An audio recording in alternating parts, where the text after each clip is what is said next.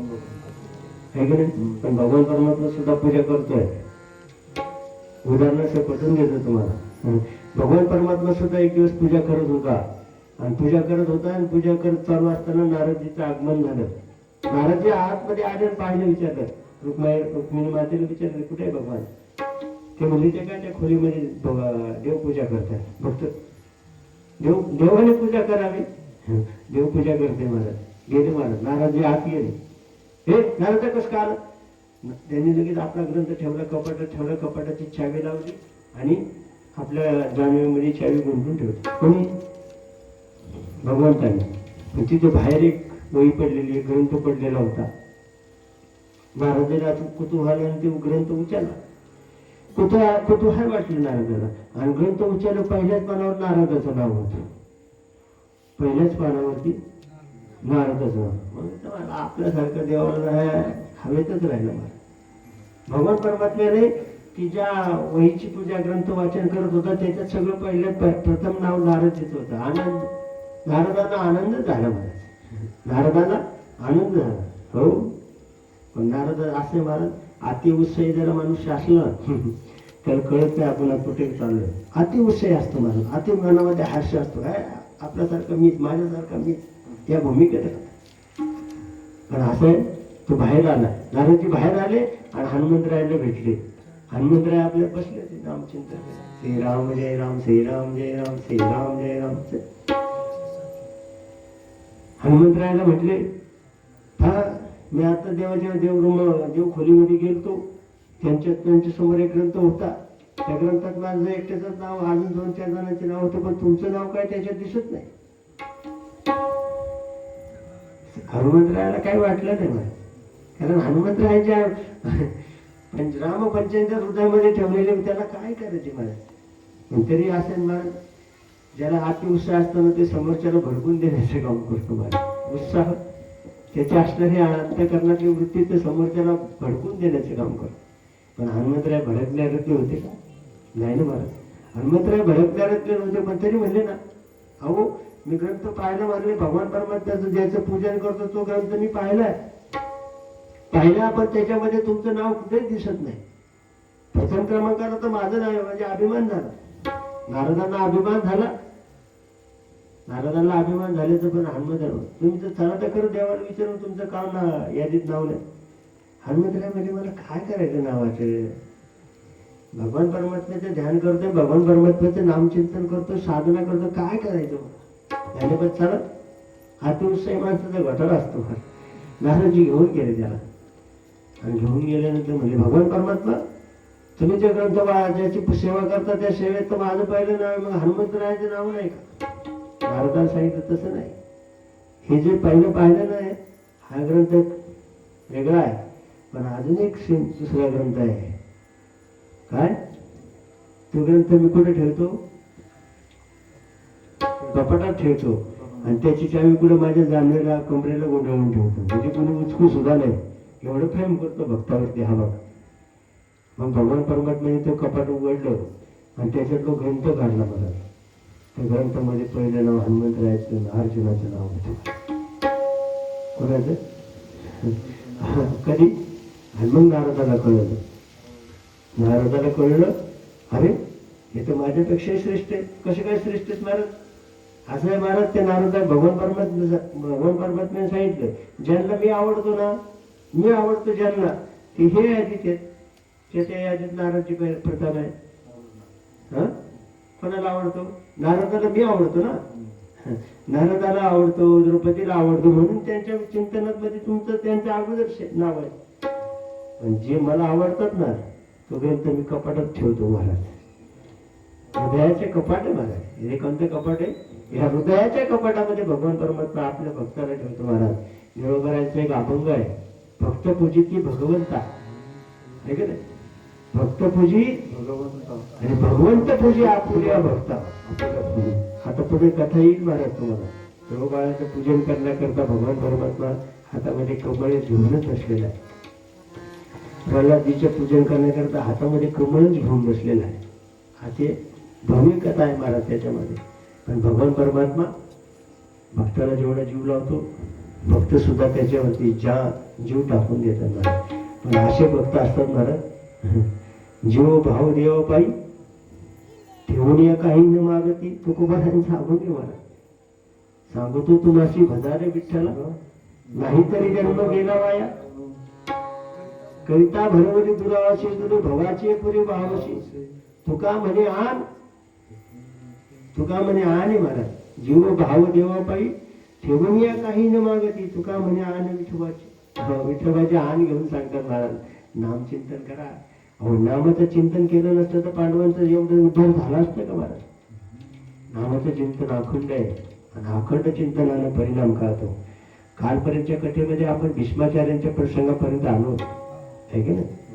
कालचा प्रसंग कुठपर्यंत आलेला आहे? हा, अश्वत्थाम्याने मारलंय आणि नंतर भगवान परमात्मा द्वारकेला जाण्याकरता निघाला होता. भगवान परमात्मा द्वारकेला निघण्याकरता आला होता, पण उत्तरा पळत आली महाराज. काय झालं? उत्तरा पळत आली. का पळत आली? तिच्या गर्भावरती ब्रह्मास्त्राचा प्रयोग झाला आणि तिचा ब्रह्मास्त्राचा प्रयोग शांत केला भगवान परमात्म्याने. पण हे सगळे क्रिया घडत असताना, कारण भगवान परमात्म्याने अंगुष्ठ रूप घेतलं, उत्तरेच्या गर्भामध्ये प्रवेश करून त्या गर्भाची सांत्वना केली, त्याला सांभाळ केला. हे सगळं पाहत होते कुंती माता. काय होते? कुंती माता पाहत होते, आहे की नाही? कुंती पाहत होते. कुंतीने सगळं निरीक्षण केलं. हाच भगवान परमात्मा तिच्या डोक्यावरती हात ठेवून बोलतोय आणि आतल्या गर्भाची सुद्धा तोच भगवान परमात्मा संरक्षण करतोय. हे कुंती मातेने पाहिलं. कुंती मातेच्या लक्षात आलं, हा काय सामान्य नाही, हा साक्षात येऊ भगवान, हा भगवान आहे, हा देव आहे. हे कुंती मातेच्या लक्षात आहे. कुंती मातेने पाहिलं की हा भगवान परमात्मा दोन्ही गोष्टी करतोय. बाहेरूनच सांत्वन करतोय आणि आतमध्ये बाळाचंही रक्षण करतोय. मग त्या भगवान परमात्म्याशी कुंती माता बोलली, तू सामान्य नाहीस, तू भगवान आहे. भगवान परमात्मा काय म्हणत होता? आत्या, मी तुझ्या भावाचा मुलगा आहे, मी देव नाही, मी भगवान नाही. कुंती माता हात जोडून म्हणते महाराज, कुंती माता, अरे तू भगवानच आहे, तू भगवान परमात्मा. आम्हाला जेवढ्या दुःखातून तू वाचवलंस ना, फक्त तूच वाचू शकतो, दुसरं कोणी वाचू शकत नाही. दुर्योधनाने किती प्रसंग, वाईट प्रसंग आणले महाराज, या प्रसंगातून फक्त हाच भगवान परमात्मा वाचू शकतो. मग कुंती मातेला सुद्धा भगवान म्हणला, काय आता तू जर मला देव म्हणतेस ना, आता काय कर, तू मला काहीतरी माग, मला तुम्हाला देण्याची इच्छा झाली. काय? आता त्या प्रसंगाला महाराज कोण कोण उभे आहेत? तिथे 5 पांडव उभे आहेत. युधिष्ठिर आहे, अर्जुन आहे, भीम आहे, नकुल आहे, सहदेव आहे, कुंती माता आहे, सुभद्रा आहे आणि द्रौपदी. हे सगळे एकाच वेळेस उभे आहेत. आणि मग भगवान परमात्मा म्हणला, आत्या काहीतरी माग. तर कुंतीने सगळ्यात प्रथम काय मागितलं असेल महाराज? सगळ्यात मागणीचा प्रथम क्रमांक आला, तिने विपदा मागितल्या. काय मागितल्या? विपदा. विपदा म्हणजे दुःख. दुःख मागितलं महाराज. या भागवत कथेमध्ये दुःख मागणारे 2 व्यक्ती होऊन गेलेत महाराज. पहिली हे कुंती माता आणि दुसरे हे रंतीदेव. रंतीदेव सुद्धा भगवान परमात्म्याला सांगितलं महाराज की मला सगळ्यांच्या अंतःकरणामध्ये राहण्याची जागा दे, कारण त्यांचं दुःख मी भोगेन, मग तर मात्र तुम्हाला सुख प्राप्त त्या जीवाला करून देईन, अशी माझी व्यवस्था करून दे. या रंतीदेव आहे महाराज. ज्याला दुसऱ्याच्या दुःखाचा आनंद होतो तो मनुष्य नाही, पण ज्याच्या दुसऱ्याच्या दुःखानं अंतःकरण विवळ होतं ना, तो खरा मनुष्य महाराज. दुसऱ्याच्या दुःखामध्ये आपण फार आनंदी असतो महाराज. एखाद्याची वडील जर आग लागली ना महाराज, एखाद्याच्या वडीला आग लागली, याला खूप गुदगुल्या होतात महाराज. अरे पण ज्याची जळालं त्यालाच कळतं ना महाराज काय दुःख आहे. दुःख आहे, दुसऱ्याचं दुःख जाणता आलं पाहिजे. दुसऱ्याचं दुःख ज्याला जाणता येईल ना, तोच भगवान परमात्म्याचा साक्षीत भक्त आहे. कुंती मातेने भगवान परमात्म्याला माग म्हटल्यानंतर मागितलं, माझ्या जीवनामध्ये दुःखच दे. अरे आत्या, जन्मभर तू दुःख सहन केले. तुझ्या पतीला पंडू नावाचा रोग होता, तुला त्याला राजाश्म नावाचा रोग होता. तू त्याच्या बरोबर विवाह केला आणि परत त्यांनी दुसरी बायको पण केली, तरी तू तुझ्या 5 मुलांना मारण्याकरता कौरवांनी दुर्योधनाने किती काय प्रसंग केले, तरी तू एवढे दुःख सहन करून तुझं आज चांगले दिवस आले, तरी तू दुःख मागतेस. का मागते दुःख? तर त्यांनी सांगितलं, दुःखातच भगवान परमात्म्याची आठवण होते. सुखमय काय? सुखामध्ये भगवान परमात्म्याची आठवण होत नाही. कधी आठवण होते? दुःखातच होते. सुखमय काय? सुखामध्ये भगवान परमात्मा आठवत नाही, दुःखामध्ये मात्र भगवान परमात्म्याची आठवण येते. म्हणून कुंतीने परा मागितली, भगवान परमात्म्याने ती इच्छा पूर्ण केली महाराज. दुसरा जर नंबर आला महाराज युधिष्ठिर म्हणजे धर्मराज. धर्मराजाने मागणी केली. धर्मराजाची मागणी अशी आहे, सत्य धर्म मी आजपर्यंत जे सत्य वागलेलं आहे ते सत्य धर्म माझा शेवटापर्यंत जाऊ दे, आणि शेवटपर्यंत जात असताना मला तुझं नामाचं चिंतन घडू दे. तथास्तु. अर्जुनाने सांगितलं, भीमाने मागितलं महाराज. मी 2 नंबर भीमाचा आला. भीमाने मागणी, भीमाच्या काय मागणी महाराज, माझा खाता पिता तुझं स्मरण होऊ दे. काय एखाद्याला खाण्याचा छंद असला महाराज, खाण्याचा छंद जर असला ना माणसाला एखाद्या, त्याला थांबतो मी बघा मला ते कोणतं हॉटेल आहे आपलं, तुमचं आवडतं हॉटेल कोणतं? एक सुद्धा भाजी ठेवली नाही त्या माश्याने. त्याच्यावर कार्डावर जेवढ्या भाज्यात ना तेवढे खाऊन झाले त्याच्या. संदीप महाराज पुढे आमचे विनोदाने, तुम्ही खरं समजता विनोदी सांगतो महाराज, हा खाण्याचा छंद आहे महाराज तुमचा, आम्हाला आवडतं ते. तुम्ही खाताना आम्हाला खूप आनंद होतो. आम्हाला नका देऊ कधी, पण तुम्ही खात जा, असू द्या. विनोद म्हणजे खात भीमाचं खाणं, खाता पिता भगवंताचं चरण स्मरण व्हावं, खाता पिता भगवंत असतो. अर्जुनाने मला सांगितलं, अर्जुनाची मागणी महाराज, अर्जुनाची कोणती मागणी? कुरुक्षेत्रावरती जे मला शिष्यत्व दिले ना, गुरु शिष्याचं जे नाता कुरुक्षेत्रावर तयार झालं ना, ते नातं माझं काय वाखंड जीवन टिकून राहावं करत असतं. नकुल सहदेव महाराज हे सावत्र भाऊ आहेत, पण त्यांनी काय मागितलं, आम्हाला थोरल्यांची सेवा करता करता तुझं स्मरण होत असतं. म्हणजे सावत्र भावांना सुद्धा थोरल्या भावांची सेवा करायची हवस. आपला सख्खा भाऊ सुद्धा आपली सेवा करत नाही, पण त्यांच्याकडे चिंतन आहे मला. काय चिंतन आहे? मला थोरल्या भावांची सेवा करता करता आम्हाला तुझं स्मरण होऊ दे. तथास्तु म्हटलं. नकुला सहदेवाची मागणी झाली. द्रौपदीचा नंबर आला. द्रौपदीचा मागणी आली मला. द्रौपदीने सांगितलं, तुझा माझा सख्य भाव आहे ना, द्रौपदीवर भगवान परमात्मा इतका प्रेम करतो महाराज, काय सांगू तुम्हाला. त्या द्रौपदीवर इतकं जीव आहे महाराज, भगवान परमात्म्याने इतका जीव आहे महाराज, स्वतःचं नाव तिला दिलं महाराज. द्रौपदीचं दुसरं नाव आहे कृष्णा. द्रौपदीचं दुसरं सुद्धा नाव कृष्ण नाव दिलं महाराज आपलं स्वतःच. एवढा प्रेम करतो द्रौपदीवर. द्रौपदी नंतर आलं महाराज सुभद्रा. सुभद्राची मागणी आली, आणि सुभद्रा भगवान परमात्म्याची बहीण आहे. कोण आहे? भगवान परमात्म्याची बहीण आहे, सख्खी लाडकी बहीण आहे. आता कुंती मातेला थोडासा मनामध्ये किंतु वाटला. का किंतु वाटला? जर सुभद्रेने जर समजा आम्ही सर्वांनी जर भगवान परमात्म्याला मागणी आहे, आमची मागणी आहे, तर संसार वेगळीच मागणी आहे. म्हणजे संसार मागितलेला नाही. संसार मागितलेला घ्यायच्यामध्ये कोणी संसार मागितला नाही. संसार मागितला नाही. जर सुभद्रेने जर संसार मागितला तर या सगळ्यांच्या मागण्यावरती पाणी फिरेल महाराज. मग कुंतीला थोडी संशय म्हणजे संशयाची पान चुकतो. पण सुभद्रा आहे. सुभद्रा म्हणले माग, भगवान परमात्मा म्हणले माग सुभद्रे, तुला काय मागायचे? अहो तिची मागणी अशी आहे, ज्यावेळेस माझा अंतकाळ जवळ येईल, ज्यावेळेस मला या देहातून जाण्याचा प्रसंग येईल ना, त्यावेळेस तू माझ्याजवळ असावा, तुझ्या मांडीवरती माझं डोकं असावं, तुझ्या डोळ्यामध्ये मी किलकिल्या डोळ्याने तुझ्याकडे पाहत असावं, आणि पाहता पाहता माझा देह सुटावा. प्राण प्रयाण समये कपवात पित्ते कंठावर स्मरण होत असते.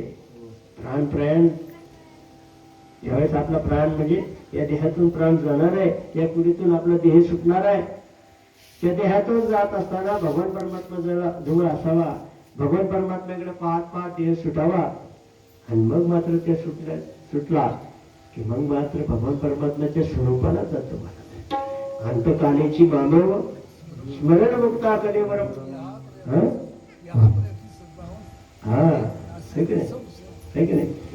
किंवा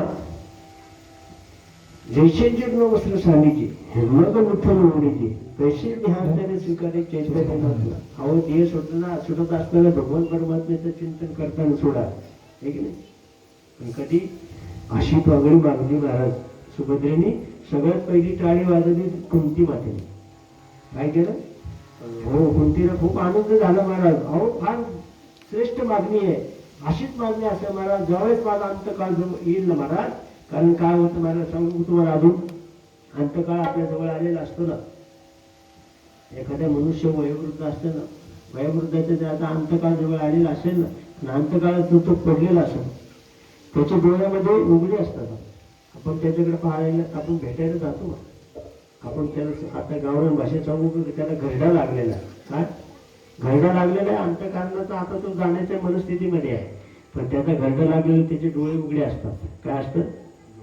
आणि मुलगी येते माझ्या, दादा एकदा माझ्याकडे पहा ना, दादा माझ्याकडे एकदा पहा ना. तो पाहतच असतो, त्याचे डोळे उघडेच आहे, पाहतच असतो, पण तो तिला नाही पाहत. तो काय पाहत असतो? जन्मभर केलेले जे कर्म आहेत आपले, जन्मभर पर्यंत ज्या लोकांना फसवले, ज्या लोकांना लुबडले, ज्या लोकांना त्रास दिलाय, ते जन्मभराची फिल्म त्याच्या नजरेसमोर चालू असते. त्याचे जन्मभर केलेले कुटाने त्याच्या समोर आलेले असतात, आणि ते कुटाने पाहत असतो महाराज. मग त्यावेळेस भगवान परमात्मा चिंतन करत नाही. लोक म्हणतात एक असा सावकार होता महाराज, जन्मभर प्रपंच केला, संसार केला, फार मोठी इस्टेट कमवली महाराज. काय केले? आता भरपूर इस्टेट जमा केली महाराज, भरपूर इस्टेट जमा केली. आता कोणाला वाटत त्यांनी नामचिंतन करावं, भगवान परमात्म्याचं साधना करावी, असं त्याला मुलांना वाटायचं महाराज. भगवान परमात्मा त्याला म्हणते शिव शिव म्हणा, भगवान शंकर म्हणा, हर हर महादेव म्हणा म्हणत होते. पण आता याला म्हणतात येत नव्हतं, म्हणायची इच्छा पण नव्हती त्याची. मग काय केलं महाराज, पोराने फार विचार केला. एक समोर एक धान्याचं पोतं ठेवलं आणि पोत्याला भोक्ष पाडलं महाराज. का त्या पोत्याला शिव तरी म्हणलं, शिव म्हणलं तरी त्याचं मोक्ष प्राप्त होईल ना महाराज. शिव भगवान परमात्मा दाता आहे, मोक्षाचा दाता आहे भगवान शंकर. शिव म्हणलं की मग शिव म्हणावं त्याने, म्हणून ते ज्या खोलीमध्ये झोपलेला होता ना, त्याच खोलीत एक पोतं नेऊन ठेवलं आणि त्याला मोक्ष पाडून ठेवलं. त्याच्यातून धान्याची गळती होऊ लागली. काय होऊ लागली? धान्याची गळती होऊ लागली. पोरं वाटच बघून होते, हा एकदा म्हणून पोत शिव म्हणजे शिव शिव म्हणला की, कारण जन्मभर धान्याचा धंदा केला ना. पण असं महाराज, जर तुमच्या मुखाला नामच यायचं नसलं ना, तर तुमच्या पुण्यच जर कमी असेल ना, तुमच्या मुखाला नाम येणारच नाही महाराज. मराठी सावध व्हावे, मराठी सावध व्हावे, मराठी सावध व्हावे, मराठी सावध व्हावे. सीता फुले साधून जावे, सीता फुले साधून जावे, धर्म घालून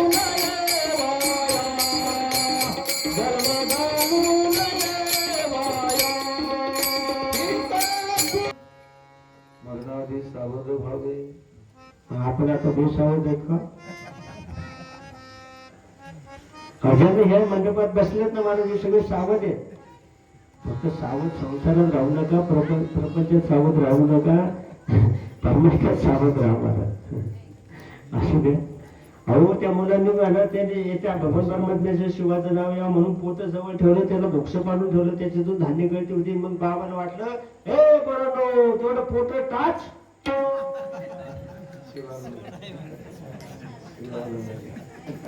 एवढा खंड फुगत गेला ना मला.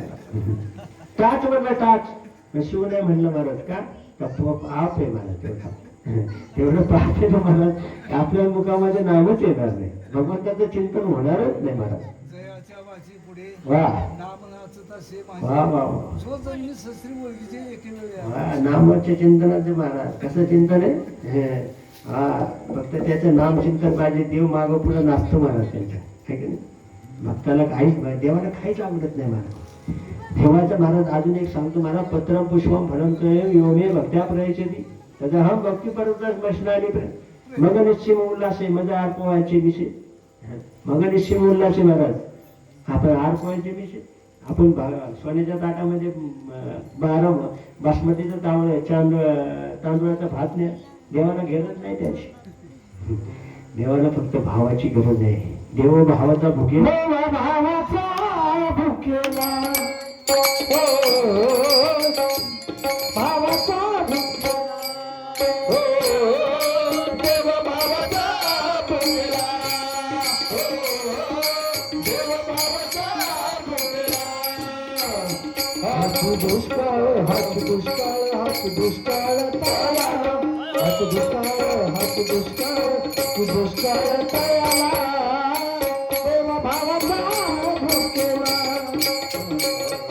देवा भावाचा भुकेला. हात दुष्काळ तयाला, हात दुष्काळ तयाला.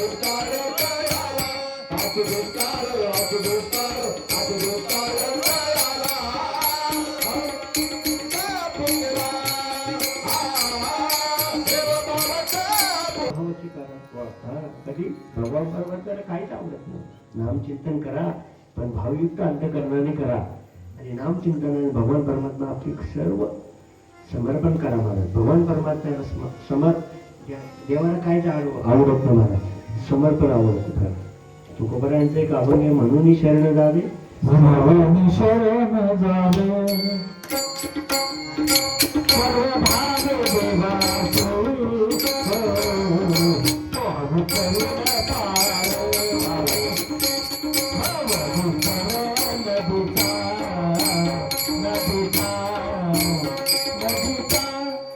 नदीतून आपल्या भाऊसागराच्या पार जायचे, नामचिंतनाच्या पलीकडे जायचं महाराज. नामचिंतन व्हायला पाहिजे, पण ही नामचिंतन महाराज भगवान परमात्मा साधना करतो. भीष्माचार्याने सुद्धा जन्मभर भगवान परमात्म्याची नाम साधना केली, अवगुणाला केली महाराज. सर्वांनी नाम साधना केली, म्हणून तर त्यांच्या ग्रंथामध्ये नाव आहे. ग्रंथामध्ये त्यांचं प्रकरण आहे महाराज. का बरं अशी साधना करावं लागते जन्मभर, ज्यांची भगवान परमात्म्याचं चिंतन करावं लागतं. भगवान परमात्मा कशा करता थांबला होता कालपर्यंतच्या टॉपिकपर्यंत आपण आलो महाराज. कुठं भगवान परमात्मा सगळ्यांना वाटायचं थांबावा थांबावा, सगळ्यांच्यासाठी थांबला महाराज, पण तो यांच्याकरता कोणाकरता थांबला नव्हता. त्यांचा असणारा भक्त भीष्माचार्य त्याच्याकरता थांबला भगवान परमात्मा. पण प्रत्येकाच्या अंतःकरणामध्ये भाव आहे. मी आग्रह केला देवाला म्हणून थांबला, मी आग्रह केला म्हणून देव थांबला. हा, देव तुमच्याकरता थांबलाच नव्हता, थांबला होता माझ्या भक्ताकरता बरं का. भीष्माचार्य 51 दिवस बाणाच्या शैलीवर पडलेले. किती दिवस? 51 दिवस बाणाच्या शैलीवर पडलेले. शरीरात रक्ताचा थेंब राहिलेला नाही, संपूर्ण शरीर निघून गेलेलं आहे. आणि मग आता त्यांचा उत्तर लोकांना वाटायचं उत्तरायण करता भीष्माचार्य थांबलेले. उत्तरायण लागलं की भीष्माचार्य जाऊ. अहो भीष्माचार्य सुद्धा क्षत्रिय आहेत, आणि क्षत्रिय जीवन जगलेले आहे, आणि क्षत्रियच म्हणणार महाराज. क्षत्रिय महाराजांचे म्हणजे काय, त्यांची सुद्धा अंतःकरणाची इच्छा होती की भगवान परमात्म्याला मला भेटायला यायला पाहिजे. नामाचे चिंतन करत असताना भगवान परमात्म्याकडे पाहून माझा देह सुटला पाहिजे. कारण भीष्माचार्याने एक वर होता महाराज. भीष्माचार्याने सुद्धा एक वर होता. कोण होता हे भीष्माचार्य? हो, इच्छामरण आहे महाराज, पण इच्छामरण नाही, वडिलांनी त्यांना आशीर्वाद दिलेला आशीर्वाद आहे. तुझ्या इच्छेने मस्जिद तू, म्हणजे त्याला कोणी मारू शकत नव्हतं. भीष्माचार्य कोण होते? पूर्वजन्म सांगू का तुम्हाला त्यांचा थोडासा? भीष्माचार्य हे अष्टवस्तूपैकी एक वस्तू आहे. किती? अष्टवस्तू आहेत, आठ वस्तू आहेत. अष्टवस्तूपैकी धो नावाचा वस्तू आहे. यांनी काय केलं महाराज, या अष्टवसूंनी काय केलं, वशिष्ठांकडे एक गाय होती कामधेनू. ती कामधेनू म्हणजे प्रत्येकाची इच्छा पूर्ण करणारी कामधेनू होती. ती गाय त्यांच्या आईने पाहिली महाराज. त्यांच्या आश्रमात गेले, आश्रमामध्ये पंचपक्वानाचं 56 भोगाचं ताट जेवणाकरता आलं. तिने विचार केला, महाराज तुमच्या घरामध्ये एवढी संपत्ती एवढे ऐश्वर्य काय? ते म्हणजे हो, आमच्याकडे नाही महाराज, आमच्याकडे असणारी जी नंदिनी नावाची गाय आहे कामधेनू, तिचा आशीर्वाद आहे, तिचं फळ आहे, तिचं आम्हाला मिळते, तीच आम्हाला सांभाळते.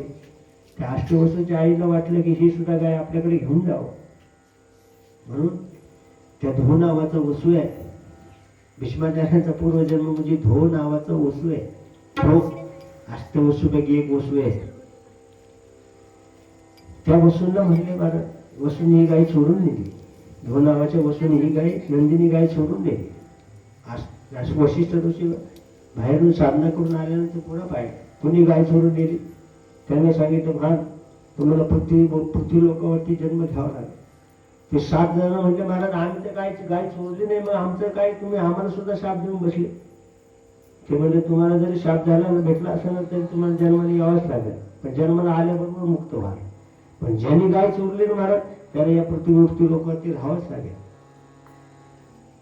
मग शंतनू राजा आहे, शंतनू राजाचा मुलगा आहे भीष्माचार्य. काय झालं, देवपीठ नावाचा राजा होता, आणि गंगा एकदा स्वर्गामध्ये बसलेली होती. स्वर्गामध्ये बसलेला असताना काय झालं, गंगे मातेचा पदर पडला. पदर पडल्यानंतर त्या राजाने तिच्याकडे सारखं नजर लावून पाहिलं. पदर पडलेला आहे तिला, तिच्या शरीराचा भाग पाहिला महाराज, पण तिला लाज वाटली नाही, लज्जा वाटली नाही. तिला त्या दोघांना शाप दिला महाराज देवाने. इंद्रदेवाने शाप दिला, तुम्ही मृत्यू लोकावरती जाऊन जन्म घ्याल. तोच राजा पुढे शंतनू राजा झाला आणि तीच पुढे पण गंगा पृथ्वीवरती अवतरित झाले महाराज. भगीरथ राजाची कृपा आहे आपल्यावर. भगीरथ राजाने आले अखंड महाराज त्याच्या कितीतरी पिढे त्या साधनेत घातले. काय घातले महाराज, सगर नावाचे 60,000 मुलं आहेत ना महाराज, ते जळून भस्म झाले होते. त्यांच्या उद्धाराकरता गंगा आणायची होती. 60,000 मुलं आहेत ना, त्यांचा उद्धार करण्याकरता गंगा वैकुंठावरून आणली महाराज, स्वर्गातून आणली. आणि मग तीच गंगा माता पुन्हा जन्माला आली आणि हा शंतनू राजा जन्माला. असं झालं महाराज, शंतनूचा आणि गंगा मातेचा विवाह झाला. पण गंगा मातेने विवाह केला ना, त्यांनी सांगितलं मी तुमच्याबरोबर विवाह करेन, पण विवाह केल्यानंतर तुम्ही मला प्रश्न विचारायचा नाही. प्रश्न विचारला की मी निघून जाईल. शंतनू राजाला सुद्धा प्रश्न पडला महाराज. पहिला मुलगा झाला, जन्माला आल्याबरोबर त्यांनी गंगेत सोडून दिला महाराज. 7 मुलं सोडून दिली. किती? 7 मुलं गंगेत सोडून दिले. जन्माला आले की सोडून द्यायचे. 8वा मुलगा आला महाराज, ती सुद्धा गंगा सोडायला झाली. हे असं काय करते, एक तरी राहू दे ना मला मुलगा. हा मुलगा तुम्हाला काय मी चालली होती. तिचा शाप मुक्त झाली. तिचा शाप मुक्त झाला. शापातून ती मोकळी झाली. का? तर ऋषीने दिलेला शाप होता, त्या शापातून तिला मुक्त झाली. गंगा निघून गेली महाराज. म्हणजे गंगा पुत्र भीष्म आहे. भीष्म नाव आहे, भीष्म प्रतिज्ञा करतो म्हणून त्याचं नाव भीष्म आहे. त्याचं नाव आहे देवव्रत. त्याचं मूळ नाव आहे देवव्रत. शंतनूचा मुलगा देवव्रत. मुलाचं लग्नाचे वय आले आणि बापाला वाटलं आपणच लग्न करावं. काय बरं, मुलाचं लग्नाला वय झाले, मुलाच्या लग्नाच्या वयात आलेला मुलगा आहे आणि शंतनूला वाटलं आपणच लग्न करावं. एकदा गेला महाराज वनामध्ये फिरत असताना, गंगेच्या किनारी गेला, यमुनेच्या किनारी गेला. तिथे एक सत्यवती नावाची मुलगी भेटली. मत्स्यगंधा तिचं नंतर सत्यवतीच नाव आहे महाराज. तिला पारशर ऋषींनी, काल मी तुम्हाला पारशर ऋषींची कहाणी सांगितली ना, पारशर ऋषींनी तिचं दुर्गंध नाव काढून टाकलं, योजनगंध नाव दिलं महाराज. तिला काय नाव दिलं? तिचं नाव सत्यवती आहे, योजनगंध आहे, दुर्गंध आहे. ती माशाचा वास येत होता, तिचा माशाचा वास घालून टाकला. कोणी? पारशर ऋषींनी. त्याच राजाची सत्यवतीकडे आणि तिला कौमार्य पुन्हा परत दिलं म्हणे. कौमार्य परत दिलं तिला. कोणी? पारशर ऋषींनी दिलं. तिच्यापासून जन्मलेले व्यासदेव जी आहेत, व्यासदेव भगवान सत्यवतीचा मुलगा आहे. देवव्रत शंतनू गेला महाराज आणि शंतनूने मागणी केली. तिच्या वडिलांनी नकार दिला. का? मला वाटलं तुला पहिल्या बायकोचा मुलगा आहे, तू करीन राज्य, माझ्या मुलांनी काय त्याची छत्र धरायची का? तिच्यापासून जे जन्माला येतील त्या मुलांचं मी छत्र धरायचं जमणार नाही म्हणजे. असं नका करू, नाही जमणार म्हणजे. कारण तुला पहिला मुलगा, तुझ्या पहिल्या बायकोचा मुलगा तर राजाचा राजा वारस होईल. माझ्या मुलीचे जे मुलं होतील त्यांनी काय करायचं? तो हाताश होऊन घरी गेला. हाताश होऊन घरी गेला. ते सैनिक असणारे जे पहारेकरी त्यांनी सांगितलं तुमच्या वडिलांचं असं असं झालं, त्यांना इच्छा झाली लग्न करायची, पण ते तुमच्यामुळे होईना. मग हे देवव्रत गेला मला सत्यवतीच्या वडिलाकडे. सत्यवतीच्या वडिलाकडे गेला आणि म्हणला असं करा, तुम्ही माझ्या वडिलाला तुम्ही मुलगी देऊन टाका. आज जन्म ब्रह्मचारी राहील आणि हस्तिनापुराचा फक्त सेवक म्हणून काम करेल. हस्तिनापुराच्या गादीवरती कधीच बसणार नाही. शपथ घेतली महाराज. कोणी? आणि मग त्या सत्यवतीच्या वडिलांना त्या शंतनू राजाबरोबर विवाह करायची परवानगी. काय झालं? त्याला मुलगा व्हायच्या अगोदरच राजास्म नावाचा रोग झाला, ज्याला आत्ताच्या भाषेमध्ये टीबी झाला. जुन्या काळात त्याला राजास्म नावाचं नाव आहे. आता आपण त्याला काय म्हणतो? टीबी झाला. टीबी झाला म्हणून त्या रोगामध्ये त्याचा मृत्यू झाला.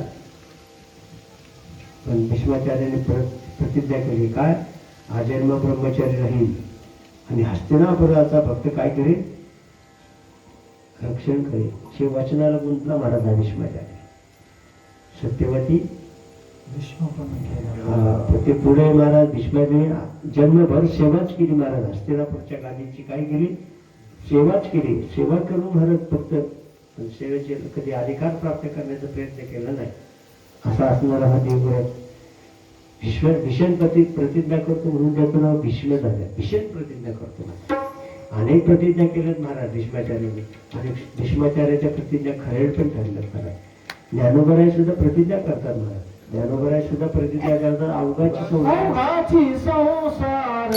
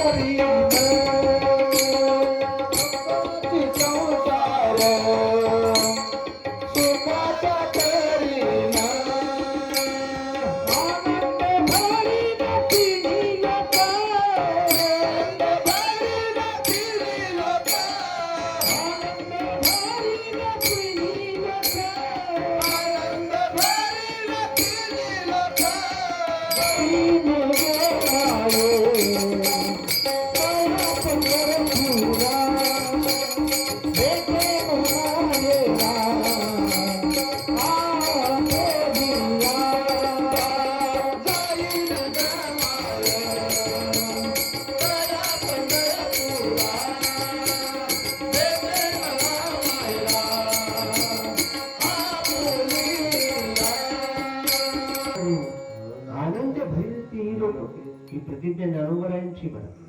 भीष्माचार्यांची प्रतिज्ञा महाराज. आजन्म ब्रह्मचर्य आणि हस्तिनापुराची गादी सांभाळी. भीष्माचार्यांची अजून एक प्रतिज्ञा आहे महाराज. भीष्मपाना केला खरा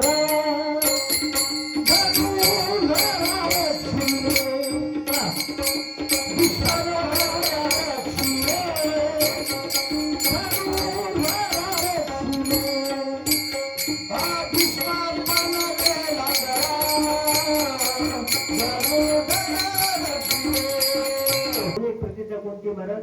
भीष्मपानाचा खरं केला महाराज. भगवान परमात्म्याने ज्यावेळेस कौरव पांडवांचं युद्ध झालं आणि युद्धामध्ये सांगितलं की माझी 7 अक्षरी जी सेना आहे, नारायणी सेना आहे, ती एका बाजूला आहे आणि मी दुसऱ्या बाजूला आहे. मी काही शस्त्र घेणार नाही, कुठलेही अस्त्र घेणार नाही.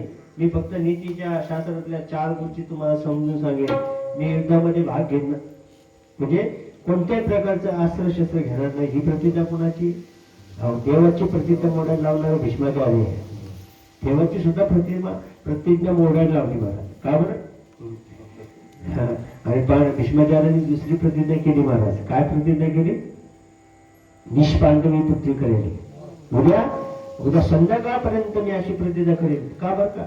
ज्यावेळेस युद्धाचा प्रसंग चालू झाला, दुर्योधनाचे 4-5 दिवसाचं युद्ध होऊन गेलं बा. युद्ध फक्त 18 दिवसामध्ये झालं. किती दिवसांमध्ये? महाभारती युद्ध फक्त 18 दिवसामध्ये झालं आणि 5-6 दिवस झाले महाराज. पांडवांकडचं एक सुद्धा कोणी मरेना. आणि सेनापती तर भीष्माचार्य. भीष्माचार्य महाराज दुर्योधन गेला महाराज. भीष्माचार्याने गेला म्हणला आमच्या खात्यात त्यांना सांभाळायचं करता महाराज. लाज वाटत नाही म्हटलं. भीष्माचार्यांना एवढं कठोर शब्दात बोलणारा हा दुर्योधन महाराज. काय म्हटलं? आमचं खाता म्हणला आणि शत्रूला सांभाळ करता तुम्ही, लाज वाटत नाही म्हणजे. भीष्माचार्याला ब्रह्मचार्य राहण्याचं आणि प्रतिज्ञा केल्याचं फळ भेटलं महाराज त्यांना. फळ भेटलं कोणतं? अहो लाज काढावं महाराज पंतुनी आपली. नातवानी नाही महाराज, पंतुनी लाज काढावं महाराज. काय केलं? नातवानं पंतुनी आपली लाज काढावं म्हणजे भीष्माचार्याला सुद्धा थोडस बरं. भीष्माचार्य काय महाराज? भीष्माचार्याची प्रतिज्ञा महाराज. प्रतिज्ञेमुळे म्हणा उद्या केच प्रतिज्ञा करेन म्हणला. उद्या निष्पांडवी पृथ्वी करेल. दुर्योधनाने सुद्धा विचित्र होता महाराज. तसं नाही, मरण नाही. सांगतो तुम्हाला. उद्या निष्पांडवी पृथ्वी करेल. भीष्मा तिथे दुर्योधनाने शांत बसायला पाहिजे होतं. का बरं? दुर्योधन जर शांत बसला असता ना तर दुसऱ्या दिवशी सर्व पांडवांची हत्याच होती. पण दुर्योधनाची सुद्धा बुद्धी कपटी असल्या कारणाने मग नाही केली तर मग मी शस्त्र खाली ठेवून ही प्रतिज्ञा आहे. जर उद्या संध्याकाळपर्यंत जर पांडव पृथ्वी केली नाही तर मी केलीच असती महाराज. त्याचा शब्द खराच केला असता महाराज. तो देवाचा भगवान परमात्म्याचा भक्तच आहे. पण दुर्योधन मूर्ख आहे. कोण? दुर्योधन मूर्ख असल्या कारणाने त्यांनी फक्त शंका व्यक्त केली. शंका घ्यायला नव्हती पाहिजे पण शंका घेतली महाराज दुर्योधनाने. आणि मग शंका घेतल्याचा परिणाम काय आला? जर उद्या निष्पांडे पुढचे नाही केली तर मी सुद्धा शस्त्र खाली ठेवून देईन. म्हणजे याचा अर्थ माझा मृत्यू स्वीकारेल. दुर्योधनाला कळलंच नाही महाराज. दुर्योधनाने फक्त शांत बसायला पाहिजे होतं, पण दुर्योधन मूर्ख असल्या कारणानं, अतिउत्साही असल्या कारणानं त्यांनी पुढचा प्रश्न केला. आणि मग मात्र काय झालं महाराज, आता ही प्रतिज्ञा केली, रात्रीच्या वेळेस प्रतिज्ञा केली महाराज. अर्जुन सुद्धा शांत गाढ झोपलेला महाराज. अर्जुन गाढ झोपलेला आहे. अर्जुनाला माहित, अर्जुन झोपी गेला. अर्जुनाला माहित सुद्धा नाही प्रतिज्ञा झालेली. अर्जुनाला सुद्धा माहित सुद्धा नाही प्रतिज्ञा केलेली. पण ज्याला प्रतिज्ञा केली ना महाराज, तो भगवान, तो जागाच होता महाराज. तो भगवान परमात्मा जागाच होता. भगवान परमात्मा जागा होता महाराज. त्याची उलगडण झाली महाराज. त्याच्या आरती, म्हणजे आता माझ्या भक्तांना कसं वाचलं, भगवान माझ्या भक्त वाचले पाहिजे महाराज, याची अंतकरणामध्ये त्यांची चिलबिचल सुरू झाली महाराज. भगवान परमात्मा शांतच बसेना. हे अर्जुन उठणार आहे, हे अर्जुन उठणार आहे. काय देवा, अरे ते भीष्माचार्याने प्रतिज्ञा केली. बघा अर्जुनाचा ऐक्य भाव काय, अर्जुनाचा समरस भाव सांगतो महाराज तुम्ही याच्यामध्ये. अरे देवा, आम्हाला मारण्याची आतापर्यंत सगळ्यांनी प्रतिज्ञा केली, तू काय करतोस, तू काय करू नयेस. त्याला म्हणायचं अनन्य भाव, याला म्हणायची अनन्यता, देवावरती अन्यता. अरे आम्हाला ते म्हाताऱ्याने मारण्याची प्रतिज्ञा केली, करू दे, पण तू काय करू नयेस. अर्जुन झोपी गेला. अर्जुन झोपी गेला आणि हा जागा राहिला महाराज. कोण, हा भगवान परमात्मा जागा राहिला. जागा तर राहिलाच राहिला. मग त्याने उपाय केला, त्याच्यावरती उपाय करायला सुरुवात केली.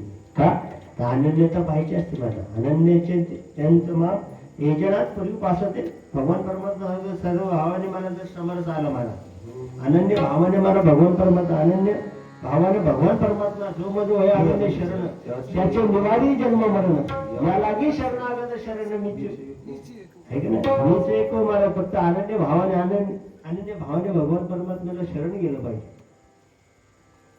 अर्जुन पुन्हा झोपी गेला महाराज. पण भगवान परमात्मा झोपला नाही. भगवान परमात्म्याने काय केलं महाराज, द्रौपदीकडे गेला आणि द्रौपदीने सांगितलं आपल्याला पाठच्या वेळेस आहे ना, आपल्याला भीष्माचार्याच्या कुटीमध्ये जायचंय, भीष्माचार्यांकडे जायचं आपल्याला. पण काय कर, मी सांगतो तसंच कर, तू अजिबात काही करायचं नाही. काय करायचं, भीष्माचार्याच्या पर्णकुटीमध्ये गेल्यानंतर काय करायचं, बांगड्याचा आवाज करायचा आणि दर्शन घ्यायचं. ते बोलल्याशिवाय तू काहीच बोलायचं नाही. जोपर्यंत भीष्माचार्य बोलणार नाही तोपर्यंत तू ओळख सांगायची नाही, नाव सांगायचं नाही, काहीच बोलायचं.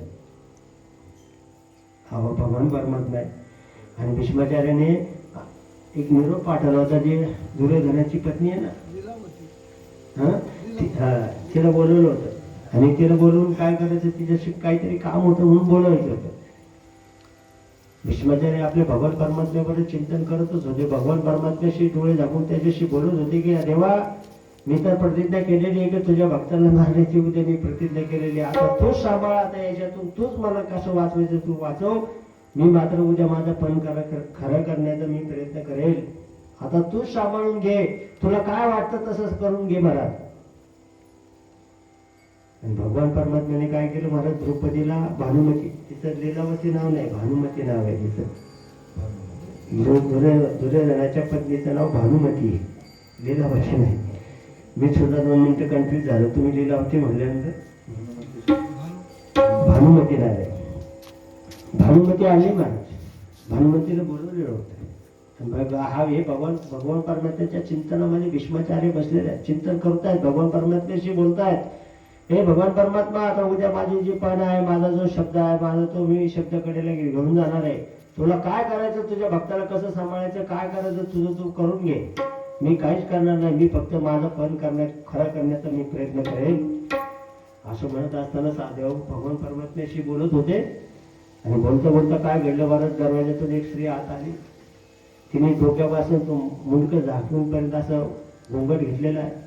भगवान परमात्म्याशी बोलत होते. भगवान परमात्मा येत असताना काय केलं मला, द्रौपदीचे जोडा आपल्या पगल्यामध्ये घेतला, एक कांबळी घेतली आणि रात्रीचा दिसाव म्हणून एक कंदील घेतला. खांद्यावरती कांबळी घेतलेली आहे, कांबळ म्हणजे घोंगडी घेतलेली आहे, घोंगडी खांद्यावरती आहे, हातामध्ये कंदील आहे. आणि भगवान परमात्म्याने द्रौपदीला आतमध्ये पाठवलं.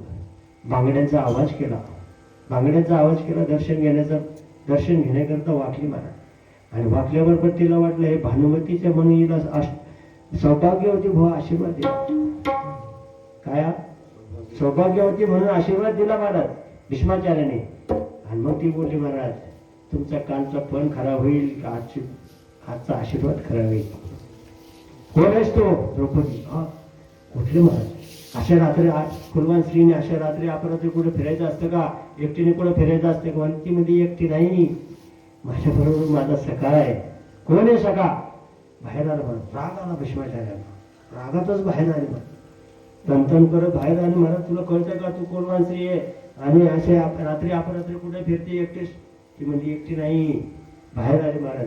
बाहेर आल्यानंतर पाहिलं माझा सोबती आहे, माझा सखा आहे, माझा असणारा सेवक आहे. पाहिलं महाराज सेवकाचं तोंड दिसेना. मग काय केलं भीष्माचार्याने? त्याच्याच हातातला कंदील घेतला आणि वरती गेला. आणि वरती गेलं पाहिलं तर भगवान परमात्मा आहे, भगवान कृष्ण आहे. आणि कंदिलाचा हात सोडून दिला. द्रौपदी माझा पण खरा नाही ठरणार, आजचा आशीर्वाद खरा ठरेल. कारण हा तुझा सांभाळणार आहे, हा तुझा जोडा सांभाळणार आहे. आणि हाच उद्या तुला सांभाळून ठेवेल महाराज. आजचा आशीर्वाद खरा ठरेल, कालचा केलेला पण खरा ठरणार नाही. भगवान परमात्मा कसा सांभाळतो? भगवान परमात्मा सांभाळते महाराज त्यांना. आणि दुसऱ्या दिवशी घनघोर युद्ध सुरू झालं महाराज. घनघोर युद्ध सुरू झालं महाराज. इतकं घनघोर युद्ध सुरू झालं. अर्जुनाने जर एखाद्या रथाला बाण मारला तर तो रथ 25-25 फुटणार रथ दिसतच नव्हता महाराज. अर्जुनाने एवढं बाण मारला की त्या रथाच्या चिंदड्या होऊन जायचे महाराज. पण समोरून युद्धाला होता भीष्माचार्य होता. भीष्माचार्याने जर अर्जुनाच्या रथाला बाण मारला तर 10-15 फूट परत पाठीमागे जायचा. किती? जास्तीत जास्त 20 फुटापर्यंत रथ मागे जायचा. तरी भगवान परमात्मा शाबास रे भीष्मा. काय म्हणायचं? शाबास रे भीष्मा. अर्जुनाने जर बाण मारला तर रथाचं चिंदडे करून टाकायचं. पण अर्जुनाला म्हणत नव्हतं भगवान परमात्मा, काहीच म्हणत नव्हतं. का बरं? आणि भीष्माने जर बाण मारला ना महाराज तर अर्जुनाचा रथ 10 फूट मागे जायचा, 15 फूट मागे जायचा. शाबास रे भीष्मा म्हणायचं. का बरं असं? अर्जुनाचा रथ सामान्य होता. ध्वजेवरी वानर मूर्तिमंत शंकर. ध्वजेवरती वानर म्हणजे भगवान शंकर आहे. आणि सारथ्य करणारा भगवान सारंगधर आहे. एवढी शक्ती असताना सुद्धा अर्जुन सुद्धा सामान्य नाही महाराज. अर्जुन सुद्धा नराचा अवतार आहे. अर्जुन पण तेवढा श्रेष्ठच आहे. आणि एवढा असणारा भव्य दिव्य रथ भीष्माचार्य 10 फूट मागे स्वर्ग होते बाणानं. मग भीष्माचार्याची शक्ती काय असेल, भीष्माचार्यांची ताकद काय असेल महाराज. म्हणून भीष्माचार्याला शाबास रे भीष्मा म्हणायचं. अरे भगवान परमात्म्याला म्हणला अर्जुन, अरे भगवान परमात्म्याला म्हणला वासुदेवा मी जर बाण मारला तर रथ दिसत नाही आणि या म्हाताऱ्याने बाण मारला तर तू त्याला शाबास रे म्हणतो. अरे तुला नाही कळायचं ते अर्जुन बालिशच आहे महाराज. असंही महाराज. आणि मग मात्र एक बाण महाराज घनघोर युद्ध सुरू झालं. आणि घनघोर युद्ध सुरू झाल्यानंतर एक बाण अर्जुनाच्या खांद्याला लागला, रक्त येऊ लागला. एक बाण लागला महाराज अर्जुनाचा मुकुट पडून गेला, मुकुट खाली पडला. मग भगवान परमात्म्याला वाटलं, राग आला महाराज. राग आला. भगवान परमात्म्याने रथाच्या खाली उडी मारली. मोडक्या रथाचं एक चाक पडलेलं होतं, उचलून भीष्मावरती धावला. आणि भीष्मावरती धावल्यानंतर मग भीष्माचार्य म्हणे तुला वाटतं की मी मारावा, तुला वाटतं मी मारावा. मग त्यावेळेस अर्जुन धावून गेला भगवान परमात्म्याकडे. अर्जुन भगवान परमात्म्याकडे धावून गेला. अर्जुनाला म्हणला, भगवान परमात्म्याला म्हणला देवा थांब, तुझी असणार वरदान, तुझं असणार प्रतिज्ञा मोडेल म्हणला, तुझी प्रतिज्ञा मोडेल म्हणला. बरोबर मोडले तर मला काय करायचं म्हणा, तुम्हाला पांडव वाचायचं हे प्रमाण आत्ता पाहिजे होतं. भीष्म पण केला खरा म्हणून लक्ष राग नका म्हणून इतर खरा म्हणजे प्रसंग हा प्रसंगाला भगवान परमात्म्याचा प्रयोग. भगवान परमात्म्याने स्वतःची प्रतिज्ञा मोडावी आणि भक्ताची प्रतिज्ञा सांभाळावी. काय एवढं भक्तावरती प्रेम करतो महाराज. भक्ता राखी पायापाशी दुर्जनाची सवारी. हो भक्ताचं पाय काड कोड कौतुक पुरवतो महाराज, इतकं कोड कौतुक भक्ताचं पुरवतो ना, तो भक्तावरती प्रेम करतो महाराज. कधी भक्त त्याच्या आनंदी असावेत, त्यांचा भाव भक्ताच्या चरण भगवंताच्या चरण सोडून दुसऱ्या कशावरतीच नसावं. त्या अनन्य भक्ताचा इतका सांभाळ करतो महाराज.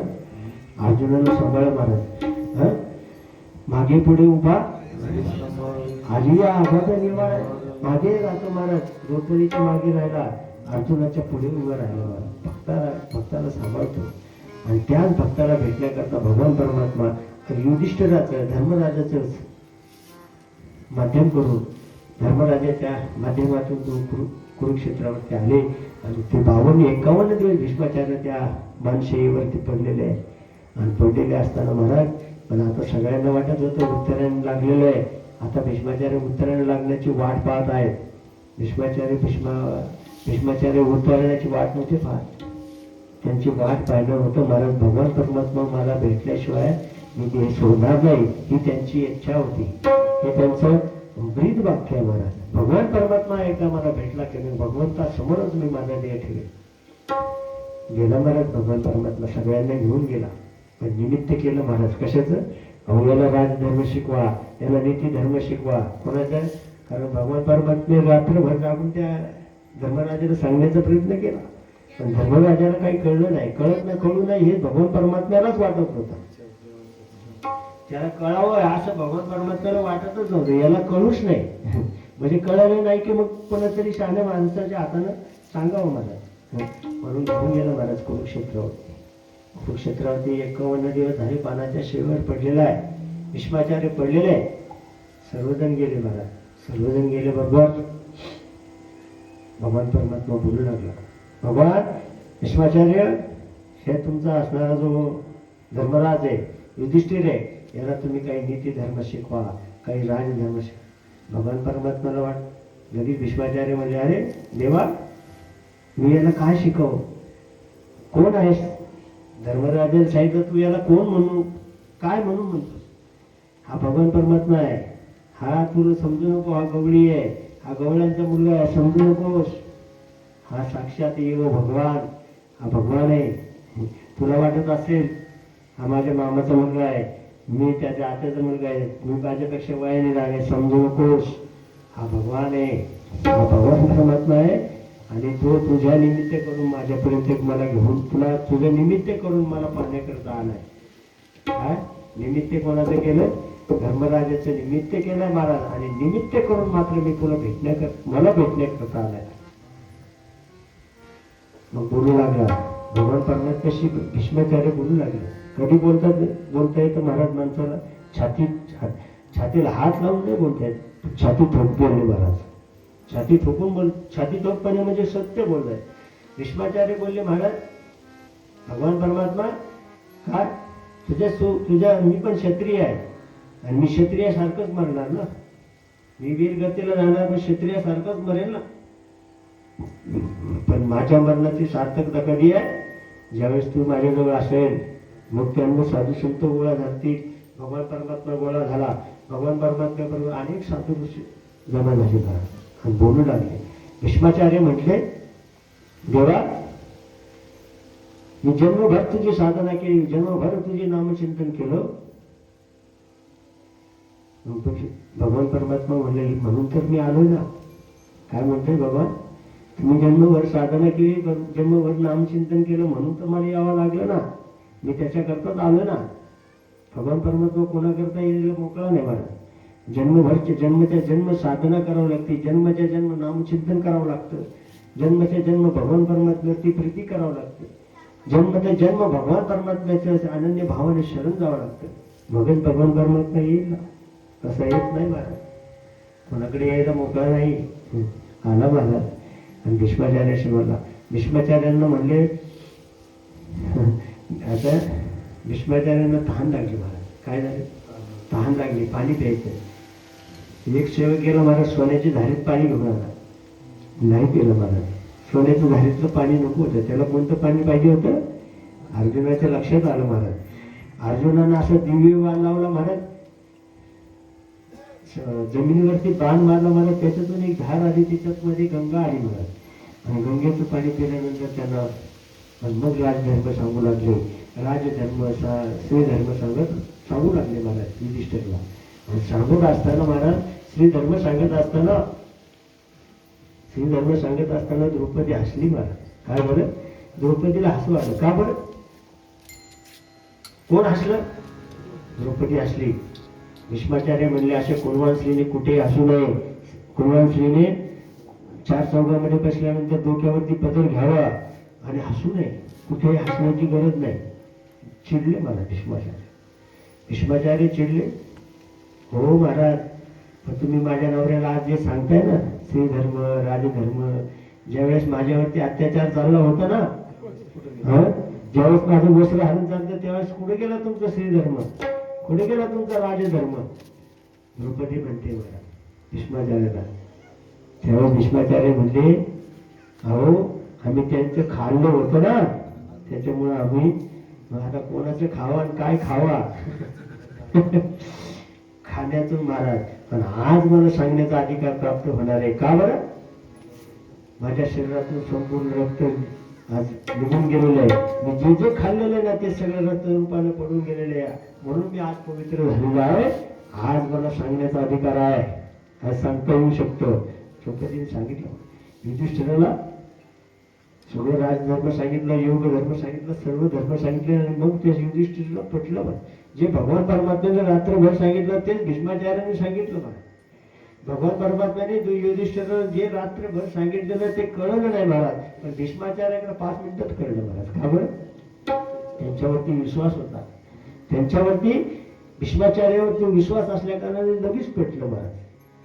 लगेच पटलं, कळालं महाराज. आणि मग भगवान परमात्म्याला बोलले महाराज. भगवान परमात्म्याला म्हटले ठीक आहे, आता मी जोपर्यंत देह सोडत नाही तोपर्यंत इथून जायचं नाही. हो, भगवान परमात्मा म्हणलं मी त्याच्याकरता तर आलोय. कशाकरता आलोय? हो, जायच्या अगोदर माझं एक काम आहे तुझ्याकडे. भीष्माचार्य म्हणतात काय काम आहे? माझी एक मुलगी आहे. कोण म्हणते?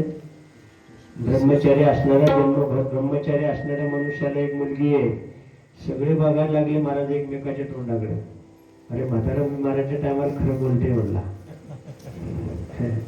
मारायच्या टायमाला अरे जन्मभर ब्रह्मचारी म्हणले, नैतिक ब्रह्मचारी आहे, आणि आता मारायच्या टायमाला खरं बोलते. आता मला एक मुलगी आहे, त्याच्याबरोबर लग्न करायचं, त्यांच्याबरोबर तुझ्याबरोबर लग्न लावायचे. कोण म्हणते? मुलगी आहेच ना महाराज, त्याला बुद्धी नावाची मुलगी आहे ना, ही माझ्या बुद्धीला तुझं सोडून दुसरं मला कोणीच आवडलं नाही महाराज.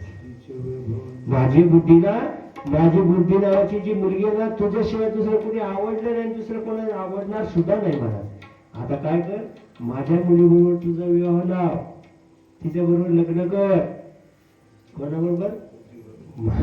माझ्या बुद्धी नावाच्या मुलीबरोबर तुझी लग्न लाव, आणि म्हणजे माझी बुद्धी तुला समर्पण कर.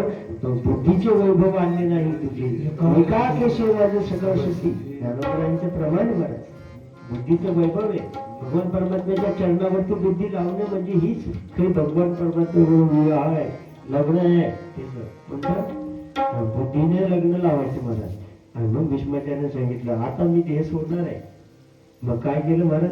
भगवान परमात्म्याचं संपूर्ण नकशिकांत भगवान परमात्म्याच्या स्वरूपाचं डोळ्यानं ध्यान केलं महाराज.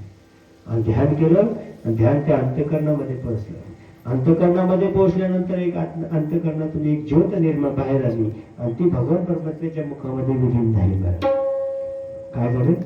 जी ज्योत निखळली महाराज ती भगवान परमात्म्याच्या स्वरूपामध्ये विलीन झाली, म्हणजे भगवान परमात्म्याच्या स्वरूपापर्यंत गेले महाराज.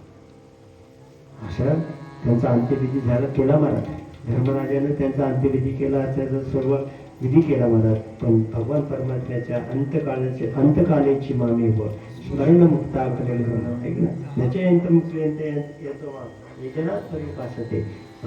भगवान परमात्मा अंतकाळाला जवळ असणं फार मोठी गोष्ट आहे महाराज. याला जन्ममृत्यूच्या सोहळा ना म्हणून एक धनंजय जन्ममृत्यूचा सोहळा महाराज. आपण त्याला मरणाचा सुद्धा सोहळाच आहे, जन्माचा सुद्धा सोहळा साजरा करते, मरणाचा सुद्धा सोहळाच आहे महाराज. आणि हा सोहळा भोगला महाराज भीष्माचार्याने. असा भव्य जीव घडला महाराज. पण तेवढ्यात काय झालं, त्याचा अंत्यविधी केला महाराज. त्यावेळेस उत्तराचा कालावधी मिटला महाराज आणि उत्तरेचा गर्भवती असलेला जो बाळ आहे महाराज, भगवान परमात्मा वैकुंठात द्वारकेला निघून गेलो महाराज. काय झालं, भगवान परमात्मा द्वारकेला गेला. तिकडे कालांतराने काल दिवसे मागून दिवस गेले महाराज. उत्तरेचं सुद्धा 9 महिने 9 दिवस झाले आणि उत्तरेला सुद्धा एक बाळ झालं.